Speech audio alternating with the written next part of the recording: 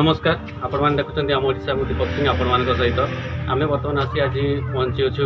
संबलपुर जिला नाक्तिदोल ब्लॉक बाटगाँ पंचायत गोविंदपुर ग्राम ठारे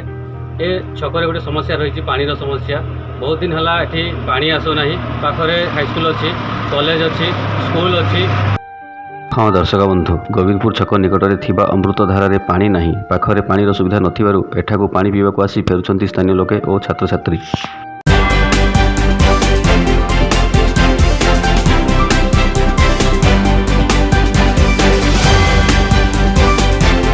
अनुज कुमार बेहरा बाटका आगे आम जो समस्या गोटे देखा पाइल से विषय कहते सर यहाँ हूँ एक्चुअली बाटका पंचायत यहाँ हूँ मुख्य छक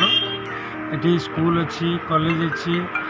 हाईस्कूल अच्छी सब अच्छी मेडिकल भी अच्छी ये बस स्टाण टाइप जदि सरकार किसी दृष्टि देकर आपको सबुदिनिया पानी केमती आसो कले चारि पंचायत उपकृत हमें जेहतु चारि पंचायत लोक मैंने ये बस बसते बस बुलाते सबकि मो ना है भवरंजन धल एडी बहुत दिन है सब कम होती पानी प्राय के बाहर बाई चान्स कौ दिन के बाहर 5 दिन तो सला मसे पुणी ना जो मैंने आसुँच बोतल नहीं आसुँच कि पीवाई पानी स्कूल छुआ दौड़ुं कॉलेज छुआ आसुँच आसिले कि से निराश हो फेर पानी समस्या रही पानी आसुना स्थानीय नेता स्थानीय अधिकारी को जनइला कहीं शुणुना